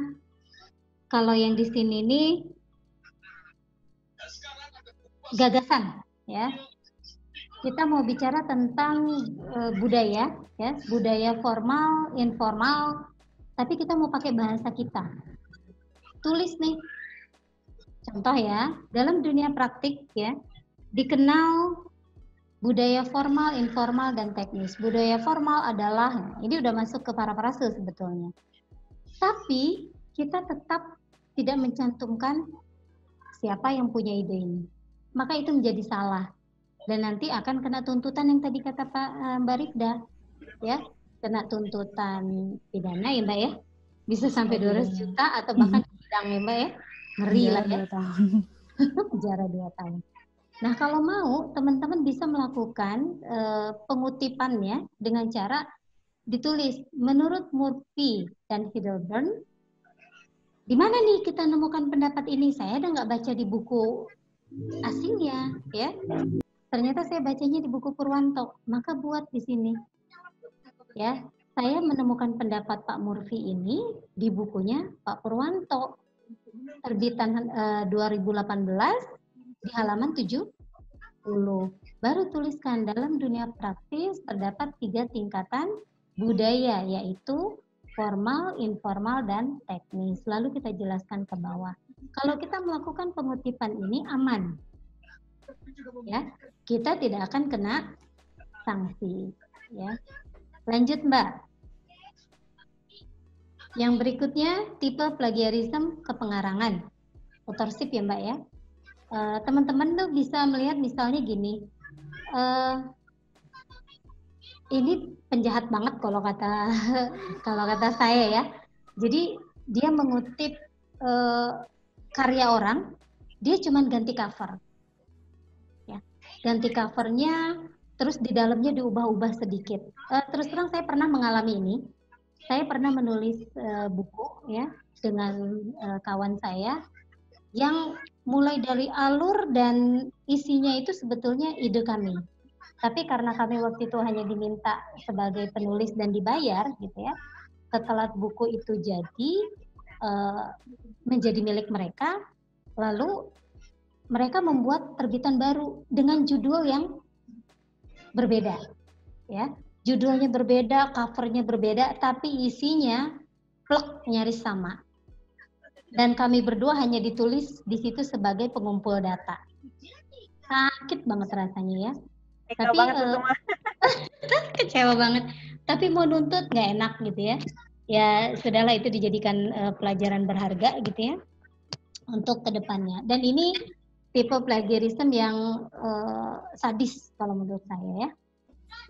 Karena dia melek-melek ngambil ide orang, hanya merubah sedikit, ganti judul, tiba-tiba menjadi miliknya, ya.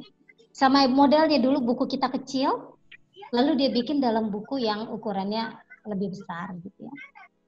Baik, selanjutnya, Mbak, ininya Mbak, yang nomor 4 Mbak. Nah, self plagiarism. Tadi Mbak Rifda sudah bilang ya bahwa mengutip punya kita sendiri, gitu ya. Misalnya kalau yang tadi Mbak Rifda kasih contoh kan, saya sudah menerbitkan artikel saya di salah satu jurnal. Tapi saya pengen dapat atau nilai. Saya terbitkan lagi di jurnal lain gitu ya. Itu berbahaya memang. Tapi ada sebetulnya self plagiarism yang diperbolehkan. Ya, yang diperbolehkannya gini. Saya punya karya sebelumnya yang tadi kalau kata Mbak Rifda itu penelitian yang multi years ya Mbak ya. Iya. Kalau penelitian multi years itu saya sudah meneliti judul ini, tapi kan yang berikutnya ada pengembangan. Maka itu boleh. Atau contoh lain, saya misalnya saya sebagai penulis membuat sebuah buku dengan judul misalnya bahasa vokasi. Itu terbitan pertama.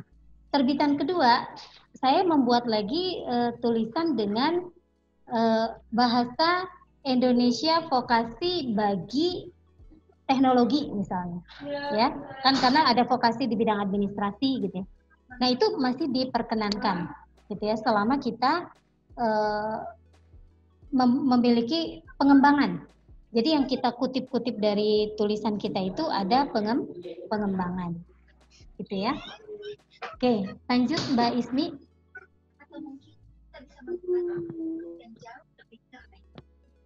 Oke, nah bagaimana cara menghindari tindakan plagiarisme?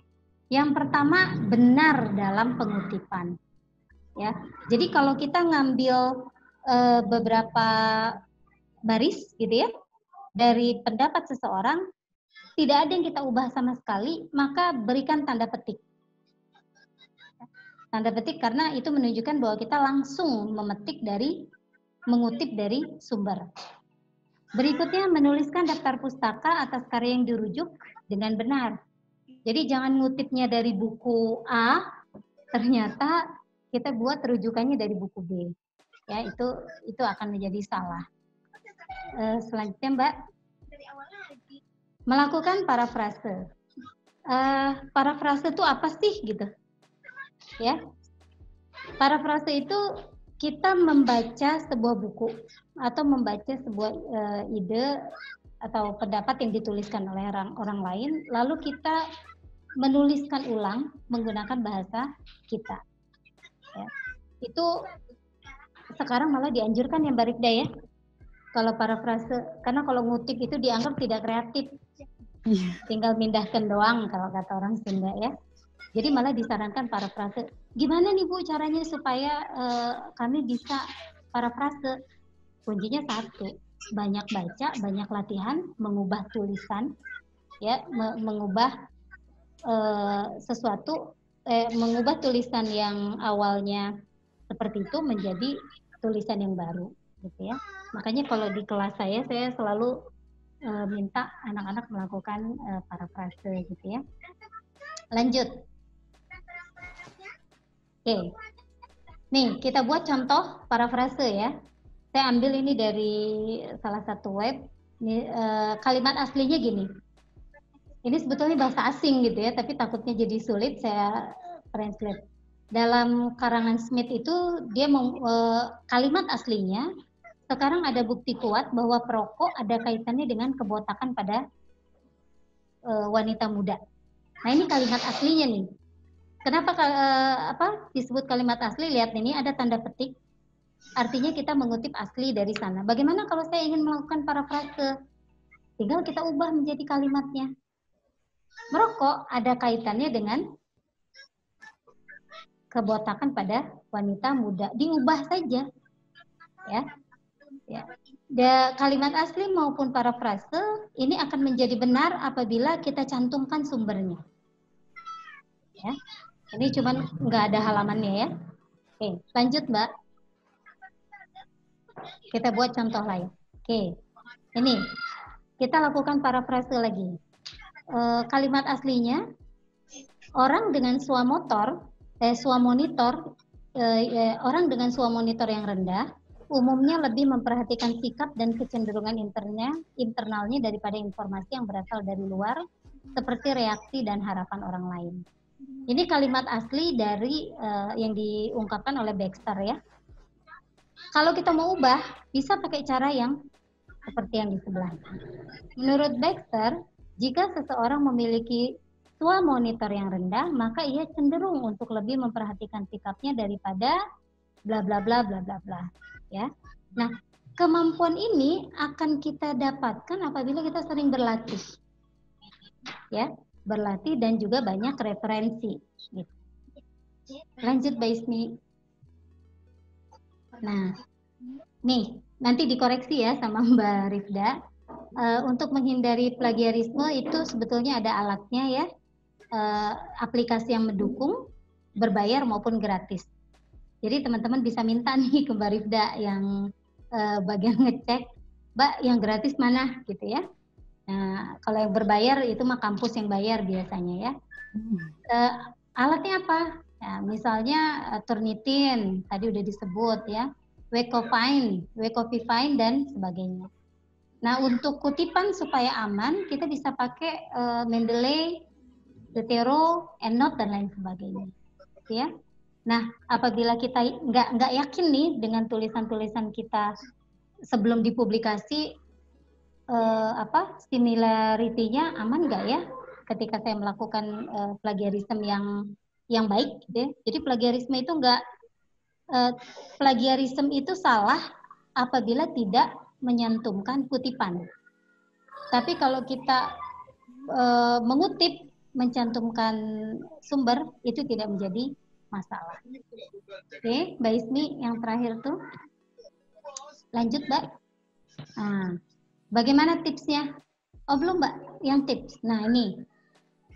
Karena tadi dibilang, kenapa sih orang sering melakukan plagiarisme? Itu pasti karena sempitnya waktu. Kurangnya sumber dan nggak mau capek. Ya, pokoknya pengen cepet kelar, nggak mau baca, dan nggak mau capek. Pertama, ketika kita sudah menentukan judul, sudah di ACC nih ya, buku-bukunya itu sebetulnya kita udah siap. Jadi jangan tarik ke perpustakaan, saya mau bikinnya ini, tapi bukunya nggak punya basic basic passion-nya untuk meneliti itu juga nggak ada. Itu jangan, karena nanti akan memberatkan. Berikutnya, sediakan beberapa kertas kecil. Jadi kalau kita kemana-mana, karena untuk sumber itu kan nggak mesti beli buku ya teman-teman sekalian ya. Jadi teman-teman bisa main ke perpustakaan misalnya, pas lagi baca, iya ada yang cocok nih gitu ya. Kalau pakai HP di foto boleh, tapi biasanya suka kesimpan-simpan, punya buku khusus catatan. Oh ini teorinya si ini, disalin, dilihat itu ada di halaman berapa, lihat ke depan, ini buku judulnya apa, terbitan keberapa, tahun berapa. Kalau teman-teman penerbitnya penerbit apa, kalau itu udah dicatat itu aman. Ya, kalaupun teman-teman merasa kurang, nanti balik lagi ke perpustakaan, tinggal buka catatan kita, gampang ya Mbak ya, nggak usah pusing lagi. Berikutnya, kalau sudah melakukan hal-hal yang tadi, nah itu teman-teman itu harus cepat mengerjakannya. Jadi jangan tadi kata Mbak Rifda kan, hayu cari referensi. Nulisnya enggak. Akhirnya ketika mepet sama juga, ya Mbak ya. Nyolong-nyolong juga gitu. Jadi lakukan semuanya dengan tahapan-tahapan yang teratur, terukur gitu ya. Tidak tergesa-gesa. Ya. Mungkin itu teman-teman yang dapat saya sampaikan untuk sebetulnya menambahkan saja dari apa yang sudah disampaikan oleh Mbak Rifda tadi. Baik, terima kasih. Apabila ada yang ingin didiskusikan, mungkin bisa kita sharing ya, baik dengan saya atau mungkin kalau saya nggak bisa jawab nanti Mbak Rifda, Bu Iin, Bu Zaki atau Pak Fazlur ya. Terima kasih. Assalamualaikum warahmatullahi wabarakatuh. Masya Allah, tambah bikin kita aware lagi nih tentang plagiarisme. Jadi untuk teman-teman, ayo dipersilakan untuk bertanya, karena kalau nggak nanya rugi banget. Nanti setelah sesi ini selesai malah bertanya-tanya gimana ya tadi gitu. Boleh? Dipersilakan. Tanya Kak? Iya, silakan. Siapa dulu nih? Hafiz dulu tadi. Ya, satu orang cuma satu pertanyaan ya, nggak boleh double. Satu orang satu. Oke, silakan. Saya Hafiz dari Prodi Arab 2017. Saya mau nanya nih Bu, tadi kan kalau misalnya kita udah tahu kan dari yang dipaparkan oleh Bu Rifda dan Bu Siti itu kesengajaan dalam plagiarisme itu udah jelas kan. Nah, saya mau nanya nih, kalau misalkan ketidaksengajaan plagiarisme itu seperti apa sih yang bisa ditolerir gitu? Terus juga saya nyari di sumber yang lain, ternyata kalau misalkan kita mengutip kata yang tadi, misal parafrase yang sudah kita gunakan dalam memparafrasekan kutipan dari orang, itu juga harus dicantumkan ke daftar pustaka gitu. Jadi takutnya kita udah nulis di situ, ternyata ada yang menggunakan pemahaman bahwa kalau sudah dicantumkan langsung di footnote atau langsung di dalam kurung tadi misalkan Smith 2004, tapi nggak dicantumkan ke daftar pustaka, itu gimana tuh Bu? Jadi masih masuk ke ketidaksengajaan apa sih yang masih bisa ditolerir dalam hal plagiarisme ini? Terima kasih. Ya, Kak Ismi bantu dicatat ya, singkat. Satu lagi pertanyaan kayaknya ya, Kak Ismi ya, karena waktu kita juga kejaran. Oke, silakan satu lagi. Boleh, izin bertanya. Yang mana nih? Salman. Oh iya, silakan.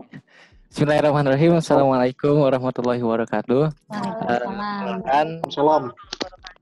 Nama saya Muhammad Samal Al-Farisi dari Prodi Bahasa dan Kebudayaan Arab angkatan 2018.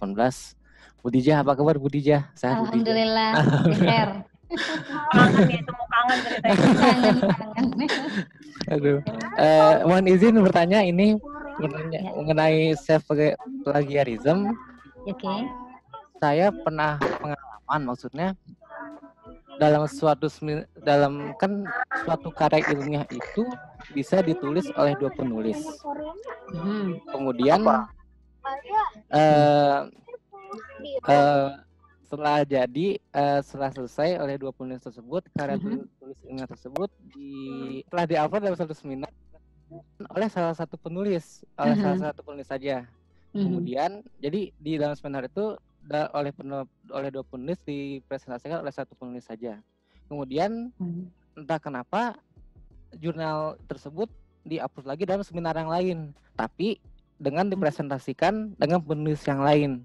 Di seminar satu dengan penulis A, kemudian di seminar satu dengan penulis B. Itu bagaimana Bu? Apakah dan kemudian itu sudah masuk proceeding, sudah dipresentasikan, tapi ketahuan ini artikel ini sudah pernah diterbitkan dalam satu seminar, tapi yang beda hanya presentasinya, presentasi aja yang beda. Itu bagaimana? Terima kasih. Oke, terima kasih pertanyaannya Salman. Tadi udah ada 2 pertanyaan. Yang pertama dari Hafiz, pertanyaannya plagiarisme yang tidak sengaja itu bagaimana? Khususnya kalau misalkan kita sudah parafrase, tapi ternyata parafrasenya ini udah pernah diparafrase juga oleh orang lain yang ternyata kita sebelumnya nggak tahu itu gimana. Terus pertanyaan yang kedua dari Salman, self plagiarism yang awalnya dibuat oleh 2 penulis, tapi saat diseminarkan, di seminar A oleh penulis A, di seminar B oleh penulis B, itu bagaimana? Silakan Ibu Siti Khadijah atau Mbak Rifda untuk dijawab pertanyaannya. Oke, baik. Mau Mbak Rifda dulu? Ibu dulu nggak apa-apa, Bu. Ibu dulu. Oke, baik.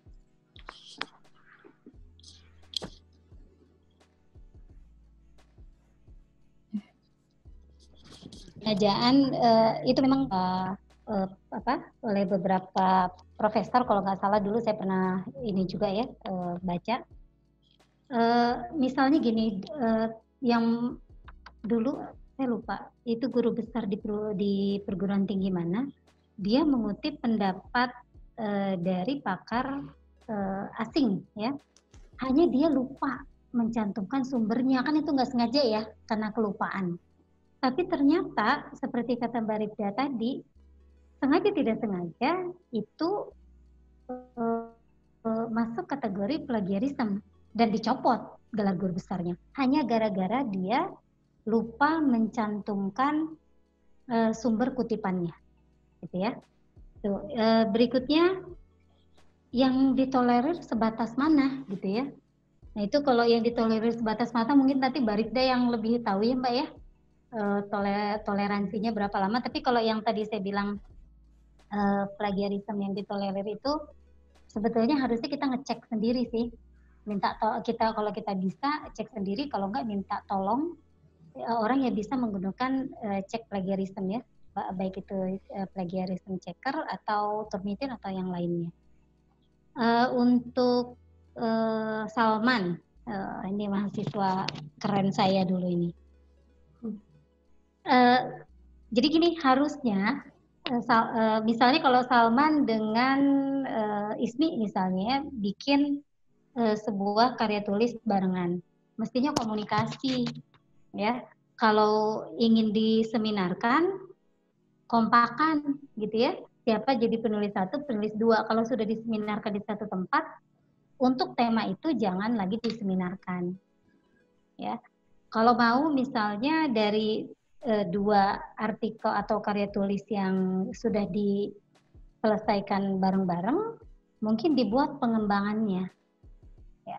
Untuk yang pertama, misalnya penulis pertamanya Salman, penulis keduanya Ismi.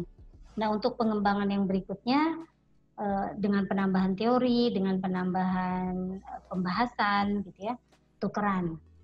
Ismi yang jadi penulis pertama, Salman penulis kedua. Kalau sudah kejadian, ya biasanya kena sanksi atau dianulir gitu. Mungkin nanti yang ngejelaskan bisa Mbak Rif ya. Mungkin penjelasannya kurang lebih seperti itu, Mbak Ismi. Ya, baik Ibu, terima kasih atas jawabannya. Mungkin bisa menjawab pertanyaan teman-teman. Mbak Rifda, dipersilakan untuk menambahkan. Mungkin menambahkan sedikit, tadi sudah dijawab oleh Bu Hadijah, mungkin sedikit tentang seberapa sih yang ditolerir. Mungkin yang pertama harus ditekankan adalah usahakan gunakan sumber primer. Jadi memang harus, jadi ketika teman-teman baca di bukunya Pak Purwanto misalnya, Pak Purwanto bilang, Pak Purwanto ini mengutip karyanya Bu Sulistia misalnya. Nah terus kemudian teman-teman tulis, menurut Bu Sulistia dalam bukunya Pak Purwanto, seperti itu memang itu wajib kan ya. Tapi yang menarik di sini, kalau di bidang ilmu perpus, sebenarnya ada cabang sendiri yang meneliti seberapa panjang kutipan yang dipakai.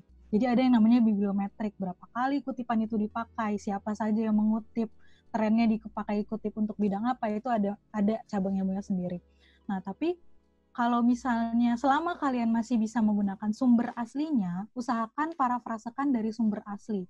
Karena apa? Jangan sampai kalian meneruskan dalam tanda kutip dosa jariah. Jadi ketika ada Pak Purwanto nih salah, dia memparafrase, iya dia salah memparafrase. Jadi memparafrasenya benar, tapi ternyata idenya tuh ada yang diubah. Jadi salah paham. Artinya manusia kan tempatnya salah dan hilaf ya. Siapa tahu penulis ini salah mengartikan maksud, kemudian diparafrase, nah udah dia salah, teman-teman lanjutin salahnya dipakai untuk penelitian lain gitu. Itu jangan sampai terjadi gitu. Nah itu juga kalau misalnya nanti teman-teman ketahuan plagiarisme, kok ini katanya diambil dari Bu Sulistia nggak ngomong gitu kok gitu.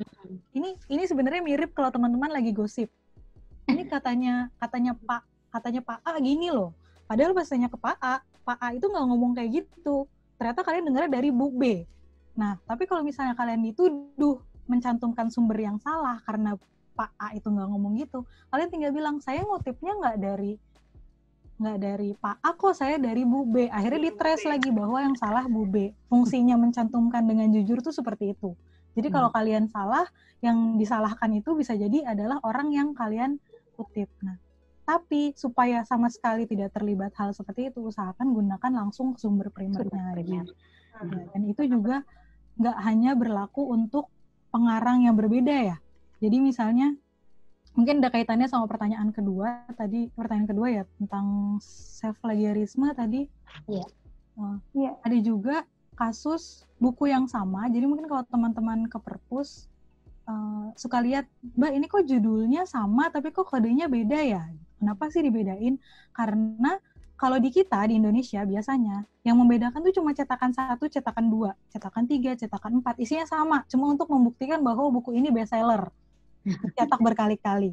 Tapi kalau di luar biasanya, yang membedakan itu edisi. Jadi kalau misalnya kalian pakai bukunya Burton edisi 12, tapi sebenarnya edisi 12 itu tahun 2005, terus sekarang ada edisi 15, itu kalian harusnya pakai edisi ke-15.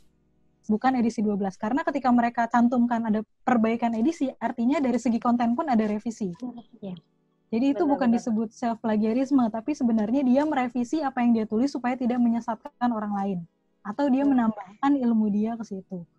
Nah, ada kasus lagi misalnya ketika dulu saya skripsi, saya pakai edisi terbaru, tapi karena nggak mampu beli, dulu saya pakai trial e-book dari penerbitnya yang cuma bisa dibaca 2 minggu. Sementara saya sidang sebulan kemudian, misalnya. Nah, ketika menjelang sidang, pembimbing saya tanya, kamu kok punya buku itu, bukannya itu edisi terbaru ya? Gitu. Terus saya bilang, iya Bu, saya pakai ini. Gitu. Terus pembimbing saya tanya, itu kamu bisa buka itu terus-terusan? Enggak Bu, sampai tanggal sekian doang. Kalau gitu jangan, cek edisi sebelumnya. Jadi pembimbing saya takut ketika diuji, saya nanti akan ditanya mana sumber kamu. Nah, kalau misalnya saya cantumkan, saya punyanya buku edisi 12, terus saya ngutip dari edisi 15, nah pas dicek edisi 12, ternyata di halaman itu nggak ada. Karena itu pembaharuan yang ada di edisi. Perbaikan, Iya, jadi itu juga harus diperhatikan ketika teman-teman mencantumkan, kenapa sih edisi harus dicatat? Karena itu isinya belum tentu sama gitu. Atau kasus lain juga misalnya tadi kepengarangannya 2, ini ada kasus saya pernah tahu di sebuah ada universitas yang nggak perlu disebutkan namanya. Jadi salah satu syarat kelulusan, jangan sampai teman-teman seperti ini meskipun syarat lulusnya harus menerbitkan artikel jurnal. Jadi ada kalau S3 itu, S2, S3 itu ada syarat berapa kali menerbitkan. Nah, supaya lolos, mereka sering membuat tugas individu masing-masing, tapi ketika si A menulis B, dia tulis penulis pertamanya A, penulis pertamanya diri dia, kemudian penulis keduanya temannya. Padahal temannya nggak bantuin dia. Kemudian temannya, dia nulis sendiri, tapi dia tulis penulis pertama dia, penulis keduanya temannya. Akhirnya mereka berdua sama-sama punya 2 publikasi. Padahal itu secara etika itu nggak jujur. Jangan sampai meskipun itu belum ada sanksi hukumnya, jangan sampai kalian menulis artikel ilmiah, menulis tulisan ilmiah itu hanya sebatas karena mengikuti sistem atau birokrasi. Karena kalau sekadar mengikuti sistem, namanya peraturan, pasti bisa ada celah untuk dilanggar. Gitu. Itu aja mungkin tambahan dari saya, segitu aja. Semoga keren banget ya, jadi saya yang serius juga nih, karena terkait memang peraturan nanti kedepannya kebijakan prodi gitu ya, Karifda, karena beberapa hal kita akan perbarui syarat sidang mahasiswa gitu. Jadi memang yang berat PR-nya itu tidak hanya teman-teman mahasiswa, dosennya juga berat gitu ya. Terutama kalau di bab 1 nih mungkin pengalaman teman-teman yang lagi bikin seminar, lagi di mata kuliah Sempro, kemudian di Metopen, kemudian sekarang lagi nyusun skripsi, itu suka agak-agak ada yang ngambek kalau direvisi beberapa kali bab 1-nya gitu ya. Jadi sekali direvisi nggak balik lagi orangnya gitu ya, karena kalau habis bimbingan jadinya ngambek gitu karena revisi. Padahal ya bab 1 itu tadi kayaknya Karifda tadi di awal bilang atau Bu Khadijah bilang bahwa itu poinnya di bab 1 itu memang menentukan banyak hal gitu ya, bahwa judul ini layak dikaji gitu, kemudian referensinya ditanya dulu di awal punya apa enggak gitu, jangan sampai saya sendiri pernah ngalamin dan dosen-dosen pembimbing lain mungkin pernah mengalami ketika sudah jalan sampai bab 2 dia menyerah gitu karena bukunya ternyata nggak ada Bu, nggak mencukupi. Nah itu repot, yang capek pembimbing juga udah baca dia ganti judul gitu seenaknya gitu ya. Jadi sekarang ada peraturannya bagi yang tidak memenuhi syarat itu tidak bisa maju ke judul yang sama. Jadi harus jelas dulu syaratnya. Makanya di Sempro Pak Nur mungkin ada listnya ya, kalau nggak salah ada listnya, mencukupi atau tidak gitu, di list iya atau tidak. Nah kalau iya jalan disidangkan, kalau tidak dia akan tetap di situ dan ngambil mata kuliah Sempro lagi semester depan gitu. Baik teman-teman, mungkin Kak Ismi bisa ditutup dulu simpulannya mungkin secara umum saja, silahkan. Ya, terima kasih untuk 2 narasumber yang luar biasa ini. Simpulannya, jadi kita harus benar-benar aware sama plagiarism saat melakukan penulisan karya tulis ilmiah khususnya. Karena sengaja maupun tidak sengaja kita tetap bisa dituntut secara hukum oleh penulis yang bersangkutan gitu kan. Kita harus mencantumkan sumber secara tepat dan memadai dengan memperhatikan tadi jenis-jenis dan bentuk plagiarismenya. Jadi kita harus benar-benar hati-hati karena ya itu tadi kalau misalkan kita nggak hati-hati kita benar-benar bisa dituntut seperti itu. Sekian Bu dari saya, terima kasih banyak. Ya, terima kasih Kak Ismi atas amanahnya hari ini tuntas menjadi moderator gitu ya. Bentar lagi jadi alumni gitu kan. Teman-teman juga terima kasih dan tidak ketinggalan yang kita kasih apresiasi besar kepada dua narasumber hebat kita applause dari jauh ya buat Karifda dengan Bu Siti Khadijah. Mudah-mudahan tidak bosan sharing sama kita semua. Di sini atas nama keluarga besar Prodi Arab, kemudian ada keluarga besar juga Prodi Tiongkok yang bergabung, Prodi Jepang dan Prodi Inggris yang barangkali juga teman-teman mahasiswa bergabung juga. Mudah-mudahan nanti ada sesi lanjutannya untuk terus upgrade gitu ya, upgrade diri kita maksudnya, supaya terhindar dari hal-hal yang tidak diinginkan seperti ini. Gitu aja. Kalam dari kami semua, akhirul kalam, wassalamualaikum warahmatullahi wabarakatuh. Kami pamit dan sekali lagi terima kasih teman-teman. Assalamualaikum warahmatullahi wabarakatuh. Jam 4 Assalamualaikum warahmatullahi wabarakatuh. Baik. Baik semuanya. Waalaikumsalam. Terima kasih Bu Mbak Rifda. Terima kasih kawan semua. Pak Faisal, Pak Fas, terima kasih juga. Semua sampai berjumpa insyaallah COVID ya. Insya Allah, amin. Semoga bermanfaat. Amin, pasti Mak bermanfaat banget. Kita sharing ya PPT dari Ibu Khadijah dengan Karifda ya. Ya. Yuk Kak Hana mungkin sebagai host hari ini juga silahkan kita bisa live sama-sama untuk persiapan jam 4 nanti.